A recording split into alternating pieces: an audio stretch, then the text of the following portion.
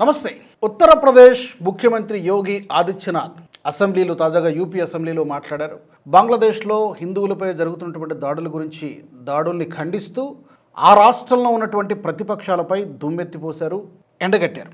ద్వంద్వ వైఖరిని, హిపోక్రసీని ఎండగట్టారు. ఇప్పుడు పక్కనే బంగ్లాదేశ్లో ఒక దళిత హిందువు చనిపోతే మనం ఒక్క కన్నీరు చుక్క కూడా మనం కార్చలేమా?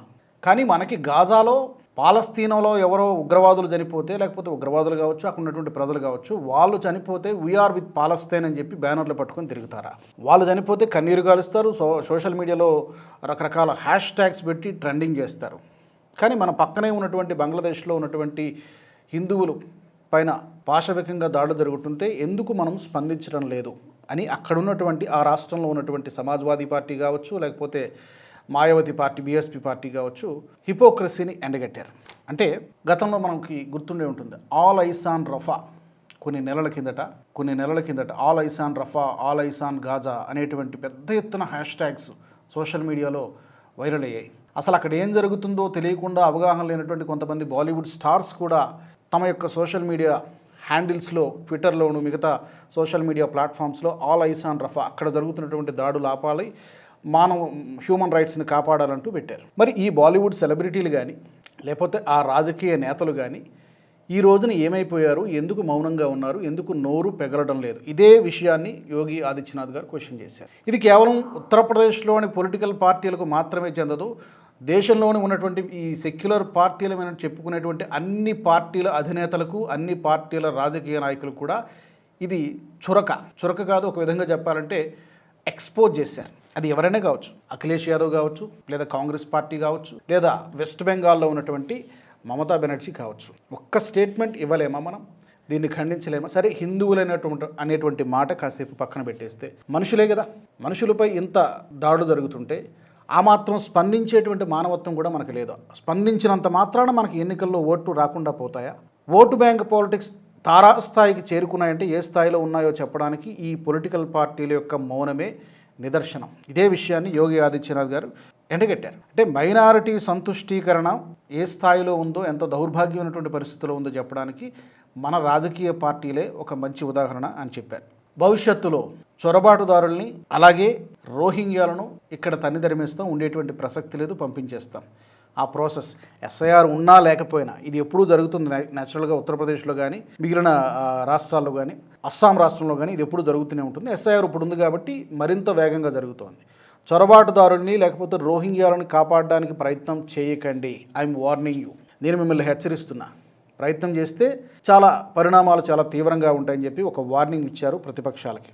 అలాగే మరొక పాయింట్ కూడా ఆయన ప్రస్తావించారు. వాళ్ళ కోసం తప్పుడు ఓటర్ కార్డులు సృష్టించారు, తప్పుడు ఆధార్ కార్డులు సృష్టించారు, వాళ్ళకి రాచబాట రెడ్ కార్పెట్ వేసి స్వాగతం పలికి భారత్లోకి వాళ్ళు భారత పౌరులు కాదు అని తెలిసినా కూడా ఇవన్నీ చేసి సకల మర్యాదలు చేసి వాళ్ళని ఇక్కడికి భారత్లోకి తీసుకొచ్చారు. ఇక మీదట అవన్నీ జరగవు, వాళ్ళందరినీ కూడా డెఫినెట్గా పంపించేస్తాం. ఈ విషయాన్ని కూడా ఎండగట్టారు.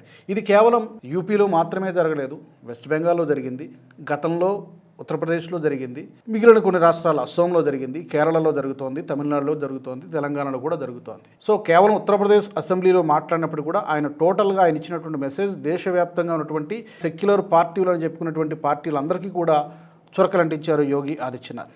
అలాగే జై పాలస్తీన్ అని మాత్రం అంటారు, జై భారత్ అని అనరు. ఇది ఎక్కడ దేశభక్తి? బహుశా అసదుద్దీన్ అవైసీ పేరు ఆయన ప్రస్తావించలేదు, కానీ పార్లమెంట్లోనే జై పాలస్తీన్ అంటారు. కానీ భారత్ మాతాకి జై అని అనడానికి మనకి నోరు రాదు, జై భారత్ అనడానికి మనకు నోరు రాదు.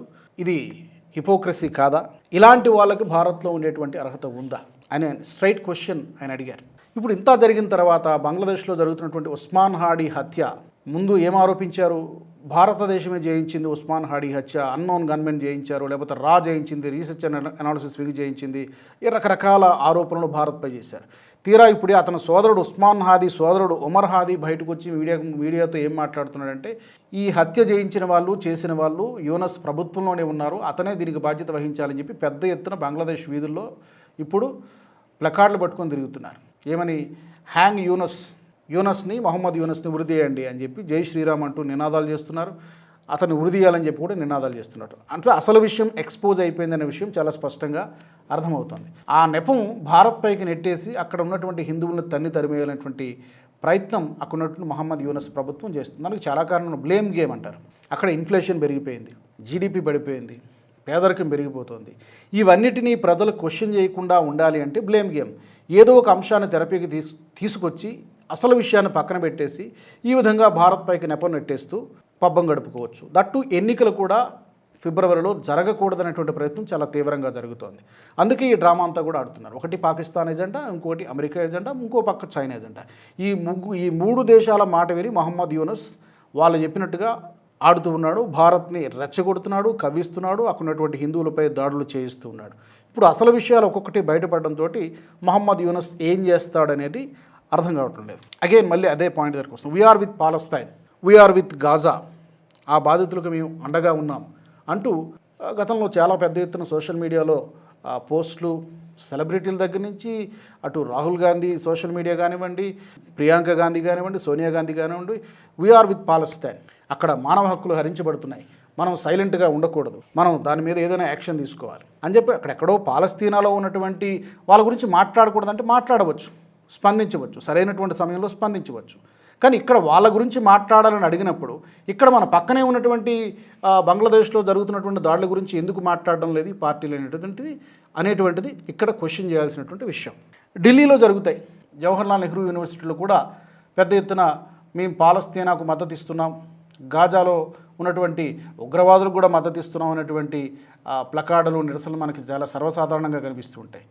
సో ఇవన్నీ చూసిన తర్వాత డెమోక్రసీ, ప్రజాస్వామ్యము లేదా ఫ్రీడమ్ ఆఫ్ ఎక్స్ప్రెషన్ పేరుతో సెక్యులరిజం, ఈ మూడు పేర్లతో ఏమైనా మాట్లాడవచ్చు, ఎన్ని డ్రామాలైనా ఆడవచ్చు, పొలిటికల్ డ్రామాలైనా ఆడవచ్చు అనేది చాలా స్పష్టంగా అర్థమవుతుంది. అంటే ఇది మితిమీరిపోయి ఉందేమో భారతదేశంలో అని అనిపిస్తుంది. భావ ప్రకటన స్వేచ్ఛతో మనం ఏమైనా మాట్లాడవచ్చు, అది చెల్లుబాటు అవుతుంది. ఇక్కడ వేరే దేశాల్లో చెల్లుబాటు కాదు, పాకిస్తాన్లో చెల్లుబాటు కాదు, అటు బంగ్లాదేశ్లో చెల్లుబాటు కాదు, చైనాలో అంతకంటే చెల్లుబాటు కాదు. కానీ డెమోక్రటిక్ కంట్రీ కాబట్టి మన దగ్గర ఇవన్నీ కూడా నడుస్తున్నాయి అనేది అనిపిస్తూ ఉంటుంది. ఇదే విషయాన్ని ఈ పొలిటికల్ పార్టీల హిపోక్రసీ, డబుల్ స్టాండర్డ్స్ చూస్తే జుగుప్స కలుగుతోంది. దీన్ని ఎండగట్టాలి. ఈ విషయాలపైన ఉత్తరప్రదేశ్ ప్రజలు మాత్రమే కాదు, భారతదేశంలో ఉన్న ప్రజలందరూ కూడా ఆలోచించాలి. ఈ పార్టీలను ఎండగడుతూ, ఈ సెక్యులర్ పార్టీల వైఖరిని ఎండగడుతూ యోగి ఆదిత్యనాథ్ ఒక ఫైరింగ్ స్పీచ్ ఇచ్చారు. ఇది చాలా ఆలోచింపజేసేదిగా కనిపిస్తోంది. ఎందుకు అక్కడ కన్నీరు పెట్టినప్పుడు, పాలస్తీనాలో ప్రజల కోసం కన్నీరు పెట్టినప్పుడు, పాలస్తీనాలో ఉగ్రవాదుల కోసం కన్నీరు పెట్టినప్పుడు, ఎక్కున్నటువంటి ప్రజల కోసం మనం ఎందుకు ఒక కన్నీటి చుక్క కార్చలేమా? ఇది ద్వంద్వ వైఖరి కాదా అని ఆయన ప్రశ్నించారు. మరి ఈ అంశానికి సంబంధించి మీ అభిప్రాయాన్ని తప్పకుండా కామెంట్ సెక్షన్లో పెట్టండి. మరొక వీడియోలో మళ్ళీ కలుసుకుందాం. జై హింద్. ఈ వీడియో మీకు నచ్చినట్టయితే లైక్ చేయండి, 10 మందికి షేర్ చేయండి. అలాగే కామెంట్ల రూపంలో మీ అభిప్రాయాలను మాతో పంచుకోండి. Nationalist hub group of channels ను సబ్స్క్రైబ్ చేసుకుని తెలుగునాట జాతీయవాద జర్నలిజాన్ని ప్రోత్సహించండి. ఈ వీడియో కింద ఉన్న బెల్ ఐకాన్ పై క్లిక్ చేయడం మర్చిపోవద్దు.